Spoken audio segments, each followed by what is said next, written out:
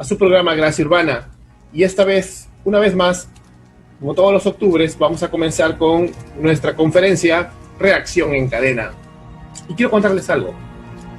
En el año de 1517, exactamente un 31 de octubre, un monje joven, un monje agustino llamado Martín Lutero, tomó un martillo y, fiel a la costumbre de su época, clavaría un documento con 95 tesis para examinar acerca de doctrinas que, conforme a las escrituras, no veía que la Iglesia Católica Romana esté haciendo bien. Entonces, estas tesis de este joven Lutero fueron como la primera pieza de un dominó que una tras otra iría cayendo en una reacción en cadena para liberar a la Iglesia de lo que después de unos años él mismo llamaría una cautividad babilónica, y que hasta nuestros días esta liberación se sigue dando cada vez que un cristiano o una iglesia se conforma a las escrituras. El año pasado, entonces, vimos acerca de la reforma y de la posreforma, pero este año vamos a tener conferencistas que nos van a comentar acerca de la relevancia y doctrinas históricas de muchas denominaciones, cuáles son los distintivos que las caracterizaron y qué debería caracterizarlas también hasta el día de hoy. El día de hoy, este jueves, desde la Iglesia Bíblica Centro Crecer, nos acompaña nuestro hermano Matías Rivera, bautista, profesional, y que nos va a hablar acerca de la denominación bautista en la historia, sus características, y estamos seguros que va a ser de mucha bendición. Buenas tardes, Mati. ¿Qué tal? ¿Cómo estás, amigo? Te extrañaba mucho y qué bueno que estés acá. Hola, Carlos. Sí, la verdad que hace tiempo no charlábamos cara a cara y es un gusto poder estar en tu programa. Y sí, espero que sea de bendición, como dijiste. Bien, vamos al grano.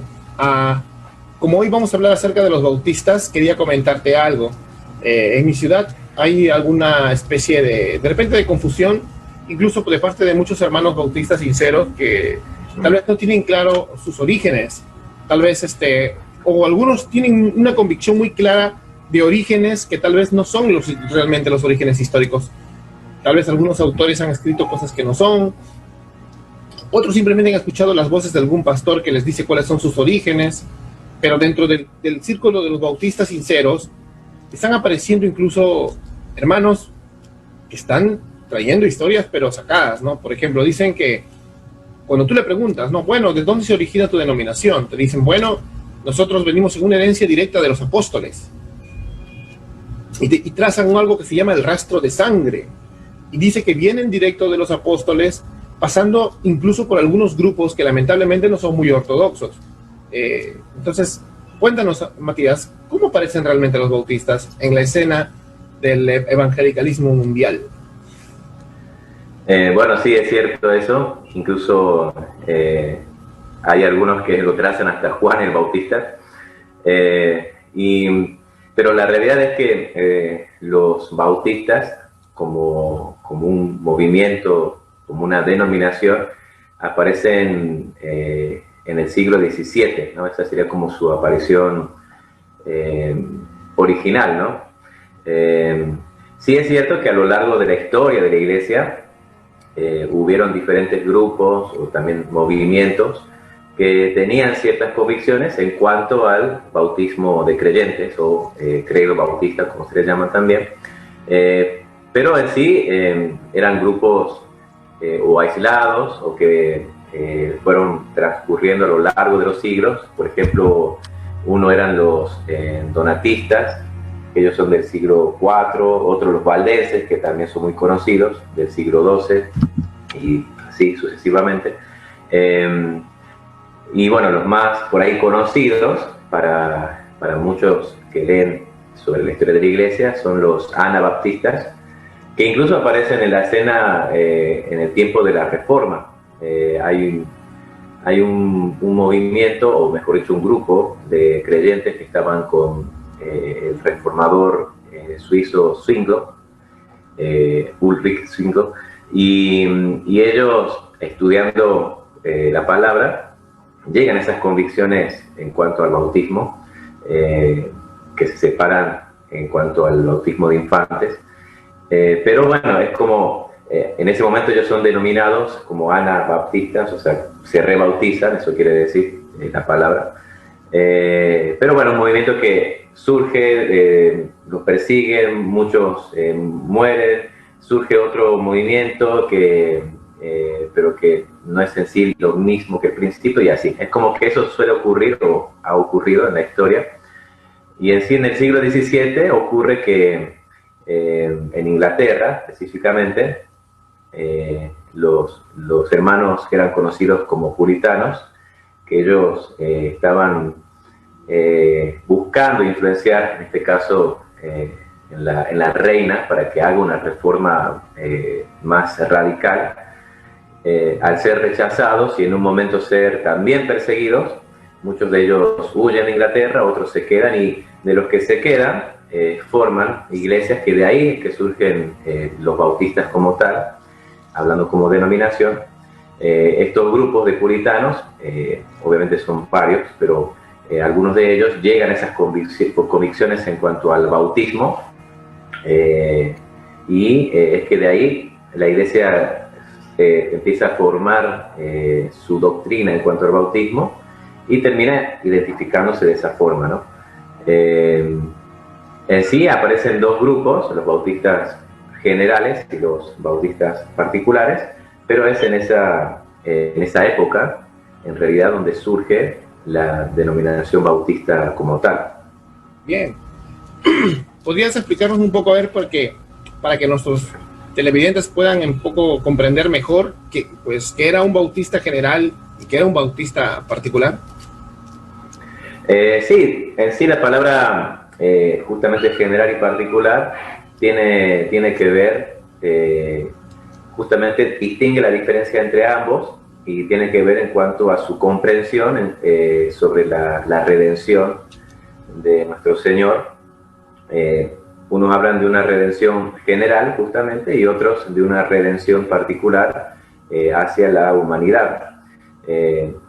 Redención general porque la convicción de estos hermanos bautistas era que cuando el Señor Jesús muere en la cruz, Él muere por todo el mundo, por todas las personas del mundo. De ahí depende si cuando uno les predica el Evangelio, algunos aceptan o no aceptan esa redención, pero en sí Cristo muere en aquella cruz, derrama su sangre, muere por los pecados de todos. En cambio, el entendimiento o la perspectiva de la redención particular tiene que ver en sí con que Cristo murió solo por aquellos que van a ser realmente salvos. Tiene que ver con esa idea en especial. Sí se proclama de que el sacrificio de Cristo es totalmente suficiente para salvar a todo el mundo, a todo el universo, pero que el accionar de Dios, el accionar de su salvación es particular a aquellos que se salvan, a aquellos que se arrepienten, a aquellos que creen. Sobre ellos es donde la redención del Señor Jesús se derrama, digamos, de esa forma. Amén, amén. Que en Sudamérica pues, parece que lo que ahora más abunda son los bautistas generales en este sentido. Pero una pregunta, ¿son los bautistas generales actuales los mismos bautistas generales de aquellos tiempos? Y posiblemente no sean en sí los mismos, por lo que ha ocurrido de ahí en más a lo largo de esa historia, porque surgen estos dos grupos, los bautistas generales y particulares,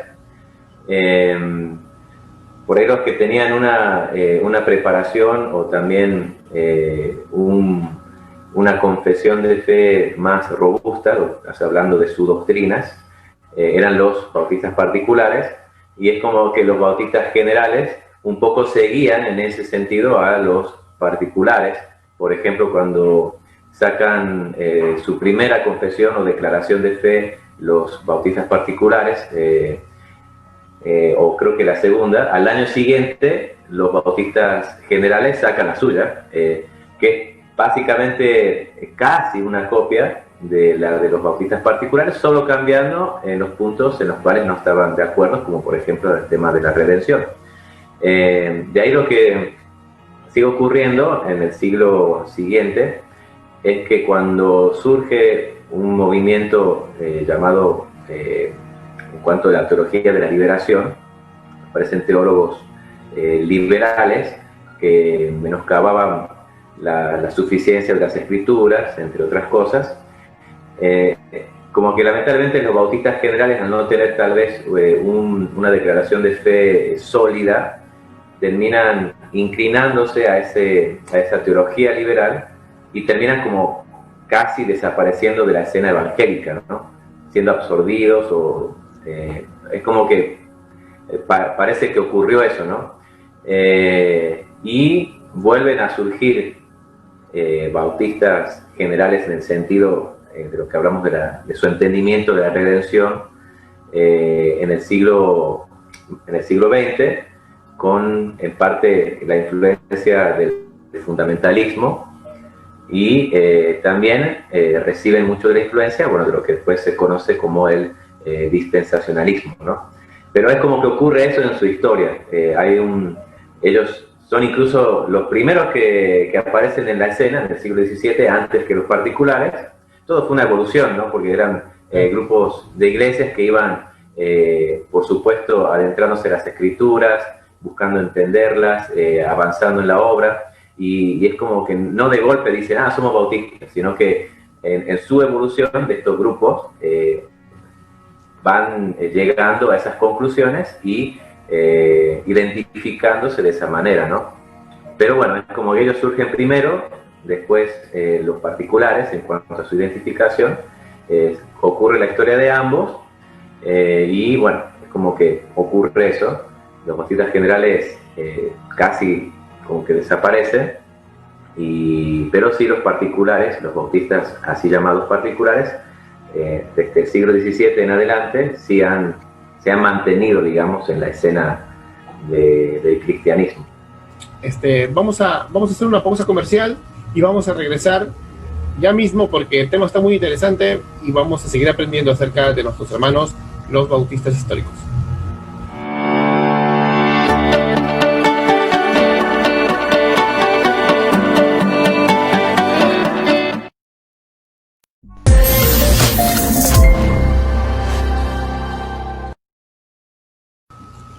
Y bueno, estamos aquí de nuevo, estamos de vuelta con nuestro amigo Matías Rivera y seguimos hablando hoy día acerca de los bautistas históricos. Bueno, en el bloque anterior habíamos dejado un tema ahí y era acerca de una rama diferente a la de los bautistas de las confesiones, que se llamaban los anabaptistas. Para hacer una clara diferencia, cuéntanos un poco, Matías, acerca de los anabaptistas.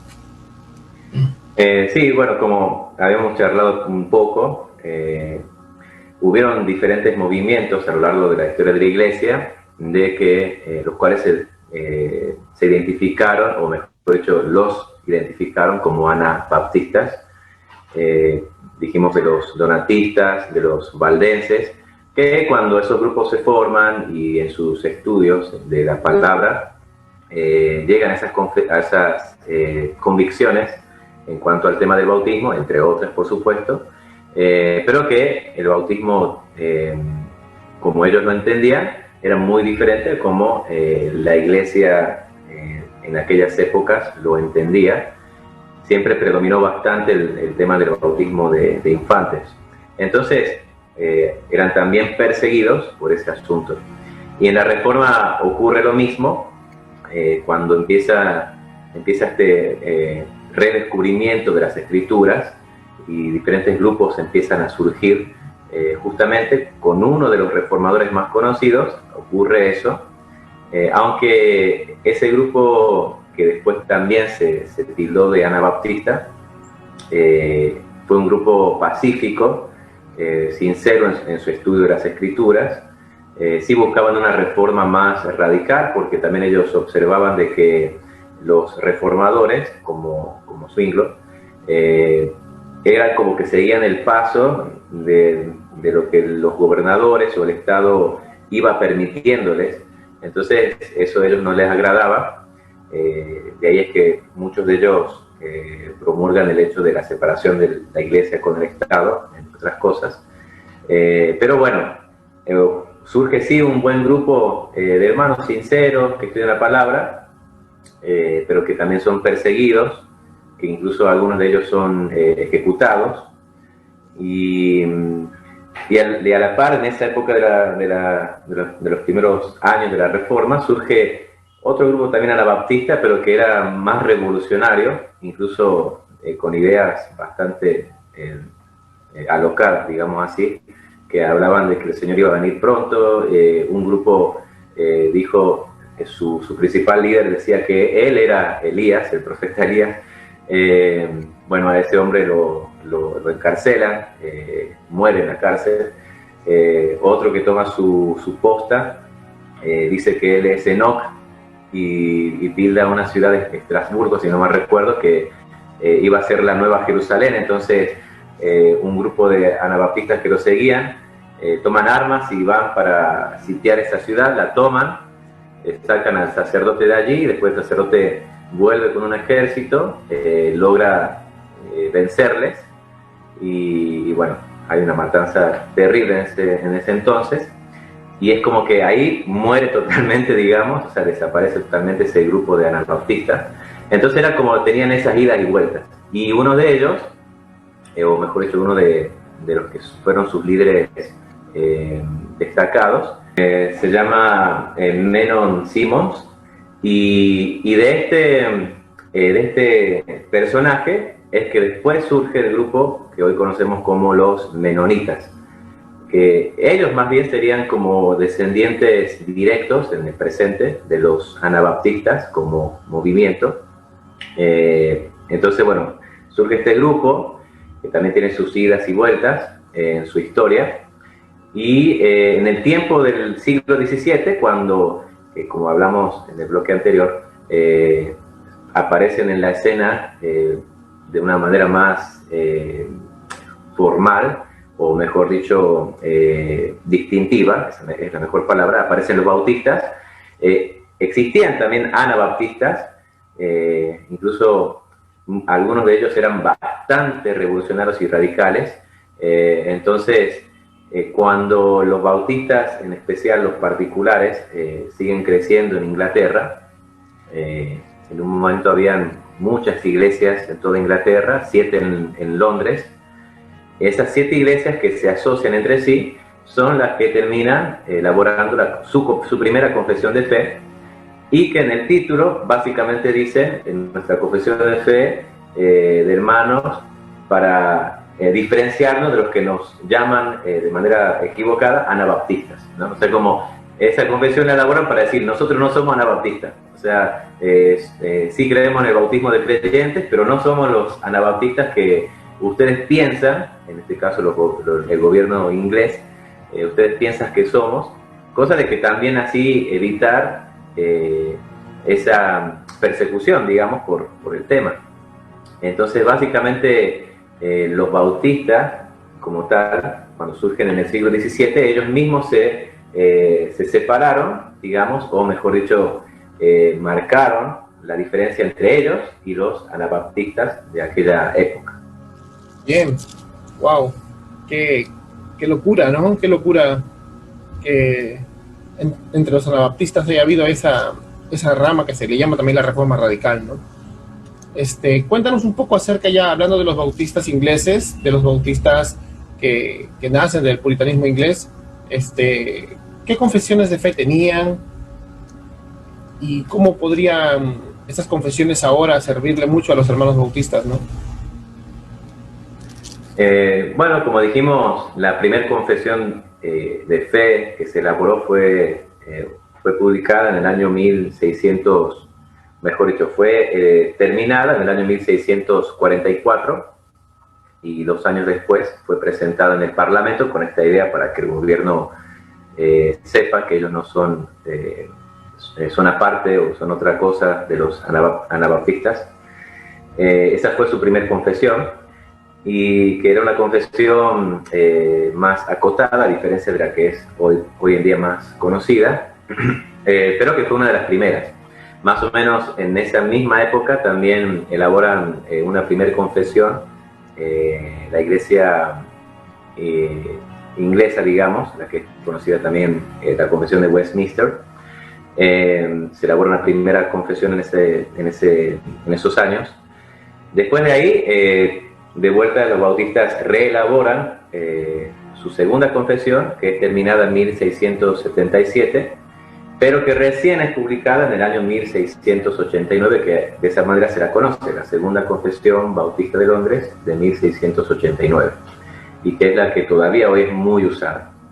Y esa confesión era mucho más robusta que la primera, obviamente muchas más páginas, más detallada en sus diferentes distintivos doctrinales, e incluso esa confesión la hicieron, era casi como una copia de la próxima confesión de Westminster que se lanzó o se publicó.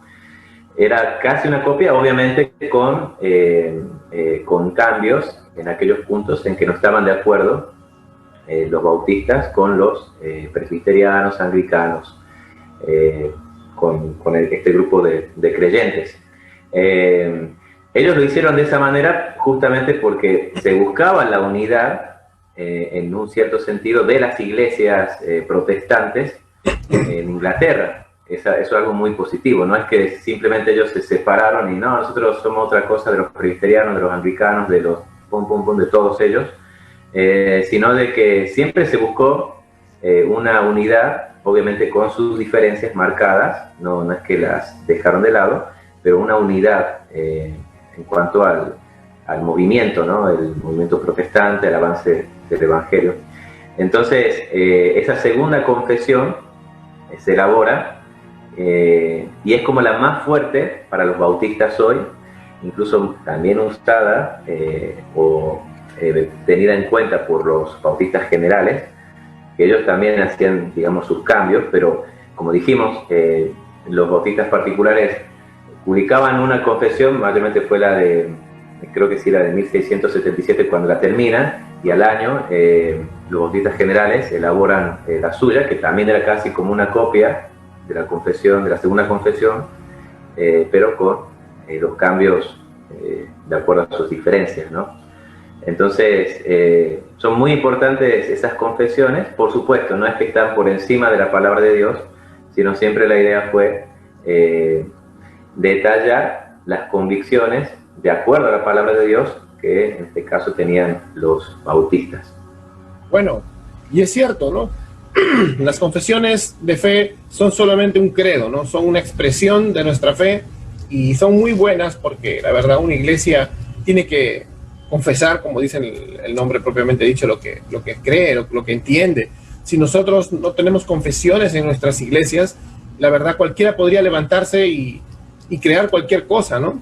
La membresía no tiene una seguridad de qué es lo que cree su propia iglesia, y eso es algo que hay que rescatar en los evangélicos de antes, ¿no? Que ellos buscaban siempre la confesionalidad, y eso es importantísimo para que una iglesia sobreviva al tiempo, porque por algo vemos que las denominaciones como bautistas o presbiterianos aún no existen, porque siempre han tenido una confesión, y algunas ramas de ellos mismos que han roto esa confesión han terminado desviándose y yendo al liberalismo o a otras cosas.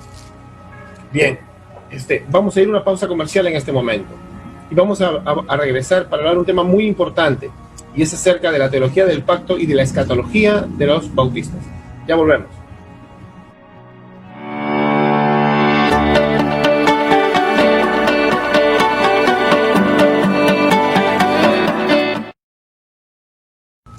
Y estamos de vuelta. Bueno, hay un punto muy importante que es vital para la cosmovisión y la hermenéutica bautista histórica, y es la teología del pacto. Cuando le he preguntado a algunos hermanos, he escuchado respuestas como estas. Mira, te cuento. Bueno, nosotros ya no creemos en la teología del pacto porque tenemos una hermenéutica literal, gramatical, normal, llana. Es algo que siempre repiten y se olvidan de la teológica, claro. Y otros hermanos me dijeron que, bueno, que lo que pasa es que los bautistas fundamentalistas actuales, generales, dispensacionalistas, son una evolución para bien, son una evolución que han mejorado las doctrinas de las confesiones de fe 1189 y otras. O sea, ellos han mejorado la doctrina bautista, por ejemplo, desapareciendo la soteriología calvinista, aunque han mantenido la seguridad de salvación, ¿no? Después han desaparecido la teología del pacto, han desaparecido su escatología. ¿Qué me puedes decir acerca de la teología del pacto y qué tan importante era y es para una denominación bautista? Bueno, sí, es muy importante porque entraría también dentro de lo que se llama teología bíblica, ¿no? De entender la Biblia a través de un tema. Hay diferentes temas que se pueden trazar la palabra, por ejemplo, el reino de Dios, cómo va evolucionando este tema a lo largo de la palabra, del principio, con este Génesis hasta Apocalipsis. Y lo mismo ocurre con el tema del pacto, por eso teología del pacto, de cómo el Señor va tratando con la humanidad a lo largo de la historia de la redención, desde Génesis hasta Apocalipsis, ¿no? Y de ahí surge este asunto, que es teología bíblica, la teología del pacto, ¿no? De entender el trato de Dios a lo largo de la historia a través de los pactos, ¿no? Y sí es muy importante dentro de la cosmovisión bautista, por lo que dije, te da un entendimiento de la palabra de Dios, de un tema, cómo se traza a lo largo de la historia, te da un entendimiento en cuanto a cómo el Señor fue revelando su redención hasta llegar, por supuesto, a Cristo. Entonces, no es solo un conocimiento del Nuevo Testamento, sino de toda la Biblia. Nos ayuda a entender a toda la Biblia como un todo, justamente, y por esa razón es muy, muy importante, ¿no? Porque también pasa hoy en día, no solo los bautistas, sino otras denominaciones, en que prácticamente conocen muy poco del Antiguo Testamento o lo leen muy, muy poco, y cuando lo leen no entienden, o entienden también de manera torpe, ¿no es cierto? Y tener estos conocimientos, tener esta visión, que es bíblica por supuesto, ayuda un montón. Nos ayuda un montón para entender cómo el Señor fue tratando en la historia, en su historia, ¿no? En la historia de la redención. Importante. Y justamente, sí, muy importante. Y justamente los bautistas del siglo XVII tenían esta influencia en cuanto a la teología del pacto, pactual, porque también ya la Iglesia, en su historia, de antes, ¿no? Hablando de siglos antes, estaba ya desarrollando la teología del pacto. Cuando aparecen en la escena los bautistas, ellos también hacen un estudio sobre este asunto y poniendo, digamos, sus distintivos en cuanto a la creencia particular, en este caso de los bautistas, y que es importante también, muy importante, porque forma su visión, que es una visión también muy bien robusta, bien informada, bien detallada, ¿no? Y que incluso los bautistas, muchos de los bautistas particulares de hoy, o del siglo XX y hasta hoy, muchos desconocen porque se han perdido muchos de estos documentos o no se han publicado tanto como otros, y no han desarrollado, por lo tanto, o en el intento de desarrollar una teología del pacto bautista, no ha sido tan sólida como sí lo fue en el siglo XVII, porque hubieron muchos teólogos y pastores bautistas que incluso en sus confesiones lo han desarrollado, y la más importante es la Segunda Confesión Bautista de Londres. En el capítulo 7 es donde ellos hablan de este asunto, y también lo desarrollan en parte, y hay también otros libros de bautistas, teólogos bautistas, que hablan del tema. Entonces, es muy importante porque también esto te da una visión del trato del Señor con su pueblo ¿no? Te da una visión también escatológica de cómo es que se están desarrollando los eventos a lo largo de la historia hasta el fin, y que es muy diferente al dispensacionalismo, ¿no? Es bastante diferente con esta doctrina. Interesante lo que me dices. Yo he encontrado muchos pastores que, bueno, dicen que, bueno, no quieren aceptar la teología pactal, y a raíz de eso es que en lugar de ver a Cristo como el hilo conductor de toda la escritura, ¿no? Como el único camino que te hace, o como el lente hermenéutico único para leer la Biblia, ven un plan para la nación de Israel, o ven otras cosas. Y eso ha traído el dispensacionalismo, creo, más bien, ¿no? Una pregunta que es muy importante, porque muchos pastores dicen que, o sea, yo creo que se cuelgan de una realidad, que desde los padres de la iglesia ha existido una especie de premilenialismo, ¿no? Aunque antes no se categorizaban la escatología con las etiquetas de ahora, pero había una especie de premilenialismo que se le llama ahora premilenialismo histórico, y muchos hermanos se trepan de eso para decir que ellos, los bautistas, siempre han sido premileniales. Pero acá la discusión no es si han sido premileniales. Quiero preguntarte, ¿han sido, por ejemplo, pastores como John Spilbury, Charles Spurgeon, Andrew Fuller, o por ejemplo John Hill y otros grandes bautistas de la historia, tuvieron convicciones dispensacionalistas? O sea, ¿ha existido el dispensacionalismo siempre dentro de los bautistas históricos? ¿Qué me cuentas? Sí, no, la respuesta es que no han sido dispensacionalistas, justamente por este asunto de que ellos más bien abrazaron la teología del pacto y la desarrollaron desde la visión bautista. Los grandes teólogos, o los teólogos más destacados dentro de los bautistas, se inclinaron hacia la teología del pacto, desarrollaron su visión, escribieron libros que son muy importantes y muy interesantes, muy ricos en su análisis en cuanto a la palabra del Señor. Así que sí, la respuesta es que no, ellos no lo han sido. Aunque, bueno, si ellos surgen en el siglo XVII, por ejemplo, el dispensacionalismo surge un siglo después, básicamente, en el año 1824, cuando John Darby, bueno, digamos que comienza este camino de desarrollar el dispensacionalismo y que después se va extendiendo. O sea que podemos decir que al menos por 100 años no había existido el dispensacionalismo en la historia en general, ¿no es cierto? Claro. O sea que los bautistas, los primeros, no abrazaron ese dispensacionalismo, y después de que ya aparece en escena más fuerte el dispensacionalismo, tampoco lo abrazaron, porque justamente tenían bien en claro su confesión de fe, su declaración de fe, o sea que era muy diferente a la visión dispensacionalista, ¿no?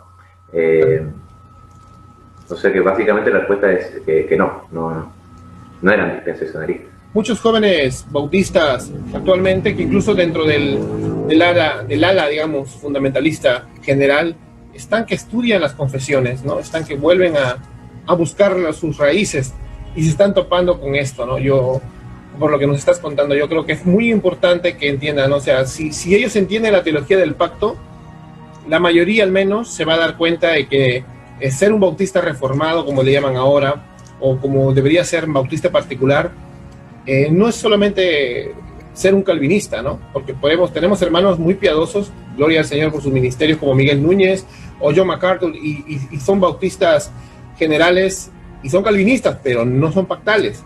O sea, y no necesariamente son así, sino que si un bautista 1689 tiene unas características, ¿no? Y una característica histórica es ser pactal y no ser dispensacional, porque eso es una cosa nueva, digamos, ¿no? Interesante, la verdad. Entonces, para concluir, no eran dispensacionalistas. ¿Por qué crees que ahora los bautistas, la mayoría, al menos en nuestros países acá, por qué crees que sí lo son? Bueno, justamente cuando surge el dispensacionalismo, que al principio, por supuesto, era un movimiento, o bueno, una doctrina incipiente, al ir avanzando, en el caso de este lado del mundo, o sea, del lado de América, donde tiene en sí su gran avance o su gran expansión, es cuando un pastor llamado John Scofield, él realiza su comentario de la Biblia, de ahí es que se conoce la Biblia de Scofield, lo realiza a principios del siglo XX en Estados Unidos. Por supuesto, él había abrazado el dispensacionalismo y en su comentario estaba esta visión. Y como se difundió tanto esta Biblia, es como que el dispensacionalismo empieza a tomar fuerza, presencia en diferentes denominaciones, entre ellas los bautistas, ¿no? Ya ahí estamos hablando del siglo XX, en el siglo XVII es donde comienza este movimiento en sí, e incluso donde desarrollan la teología pactual de una forma sólida, pero como dijimos, al no haberse tal vez publicado tanto los escritos sobre el tema, es como que incluso los bautistas en Estados Unidos pierden, digamos, cierto rastro o cierto conocimiento de ese trabajo. Y bueno, fue una cuestión de influencia, básicamente. Una cuestión de, bueno, aparece la Biblia de Scofield, era la más usada, no había mucho material de estudio. Bueno, surge el fundamentalismo, como dijiste vos, que tiene cosas positivas, que también los bautistas lo abrazan. Y bueno, es como así, digamos, se fue infiltrando o influenciando el dispensacionalismo y lo toman la mayoría de las iglesias bautistas, ¿no? Más ocurre por eso, no por una cuestión de un grupo de teólogos que tenía súper claro la teología del pacto y que al ver el dispensacionalismo dicen, no, esto es más coherente, más convincente, más acorde a la palabra, rechazamos la teología del pacto, nos vamos al dispensacionalismo. No ocurre básicamente eso, sino es una influencia y por falta, digamos, de conocimiento, terminan abrazando el dispensacionalismo. Wow, ¿cómo es, no? Pero bueno, entonces está claro, los bautistas históricos y los bautistas, digamos, tempranos, como le llaman, los bautistas confesionales, los bautistas del pasado. La línea bautista nunca ha sido dispensacionalista. Bueno, vamos a una pausa comercial y vamos a regresar para despedirnos y también para hablar de un hombre que entre los bautistas, incluso yo no soy bautista, pero lo admiro mucho, gloria a Dios por su vida, y se llama Andrew Fuller. Ya venimos, pronto nos vemos de nuevo.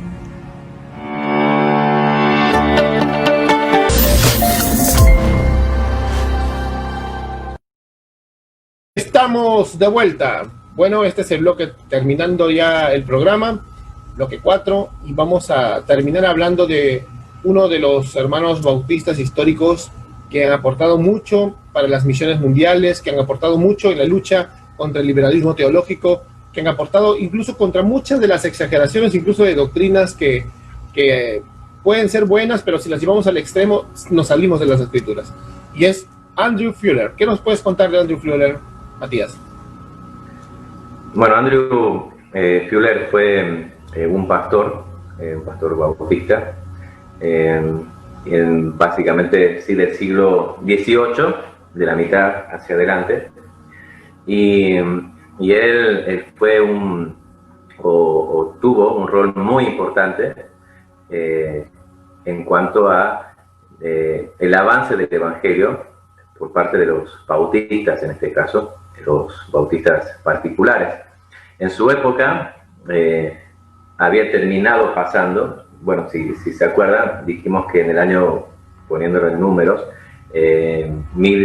1600 es que empiezan a surgir el movimiento de los bautistas, crece, después en los viajes a América, a Estados Unidos, como lo conocemos hoy,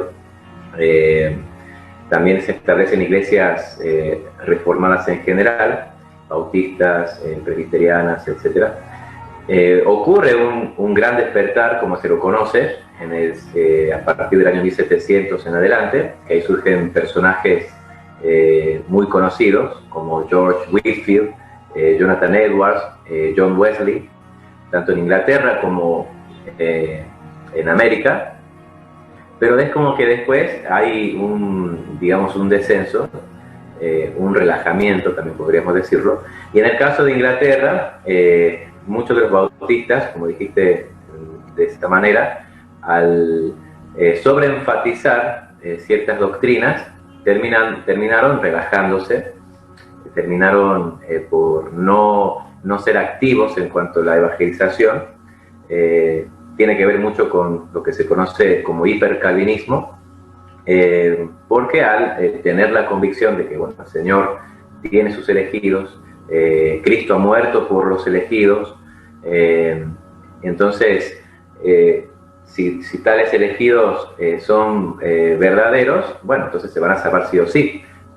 Y llegaron al punto de decir, bueno, no hace falta, por lo tanto, ir por todos lados predicando el Evangelio. Si no lo hacemos, lo mismo se van a convertir. Y ese fue el error de muchos pastores y bautistas particulares. Y justamente Andrew Fuller es uno de los personajes que aparece en escena y que refuta estas ideas junto con otro grupo de pastores, entre ellos otro de los más conocidos, William Carey, que se lo conoce como el padre de las misiones modernas en la historia en general de la Iglesia, no solo de los reformados. Y ellos surgen en escena diciendo que no es así, o sea que es verdad, el Señor tiene sus elegidos, nosotros creemos lo mismo, el Señor ha muerto por ellos, pero también el Señor nos manda a que vayamos y prediquemos el Evangelio a toda criatura, a toda persona. Entonces, no podemos desobedecer a tal mandato, ¿no?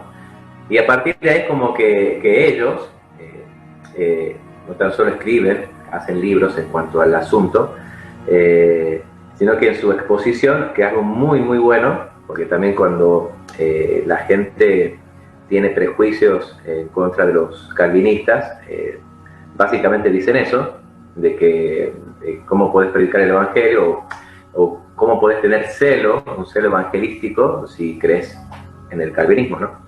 Y en eso estos hombres aportan una respuesta obviamente acorde a la palabra de Dios, de que el Señor sí tiene sus propósitos, sí es soberano, sí Él tiene, mejor dicho, obra activamente en la historia, y se van a cumplir sus propósitos sea como sea, pero también el Señor en su soberanía dispuso los medios para llevar a cabo sus planes. Y dentro de esos medios, en cuanto a la evangelización, por ejemplo, estamos nosotros que hemos sido encomendados a predicar el Evangelio. Y que si no vamos, el Señor no se va a cumplir esos planes de Dios, pero porque Dios también estableció, dispuso los medios para realizar sus planes. Entonces ahí entramos nosotros, incluso la visión muy interesante de que ellos decían, por ejemplo, bueno, porque se oponían, no, ¿para qué vamos a viajar a la India, a esos lugares tan lejanos? Que como había una cierta oposición perezosa, más que nada. Y bueno, Andrew Fuller, William Carey, este grupo de hermanos, decían, bueno, el Señor en su soberanía nos dio los medios, los barcos, los viajes, que Inglaterra fuera a la India. Entonces tenemos que aprovechar los medios que el Señor mismo ha puesto en nuestras manos para ir allá y predicarles el Evangelio. Entonces, eso fue lo que realizaron estos hermanos, eso fue lo que realizó Andrew Fuller, entre otras cosas que también de las cuales ha aportado en sus escritos. O sea, por supuesto, buscando ser siempre bíblicos, ¿no? Buscando ser fieles a la palabra del Señor, al Señor de la palabra, y esa fue su mayor influencia.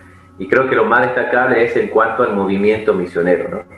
Andrew Fuller, junto con otros hermanos, forman la primera sociedad misionera en aquel entonces, sociedad misionera bautista, y creo que también en general, como organización me refiero, y lo envían a William Carey y después, bueno, así a otros misioneros, y eso genera un gran cambio en la historia, de las misiones modernas. Así que esa fue su influencia. Wow, qué gran historia, ¿no? Cómo Dios puede usar a este hombre para tantas cosas, ¿no? Como vimos, ¿no? Para refutar primero extremos, ¿no?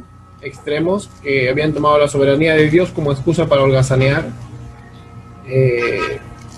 que no entendían realmente la soberanía de Dios, entonces no habían entendido bíblicamente.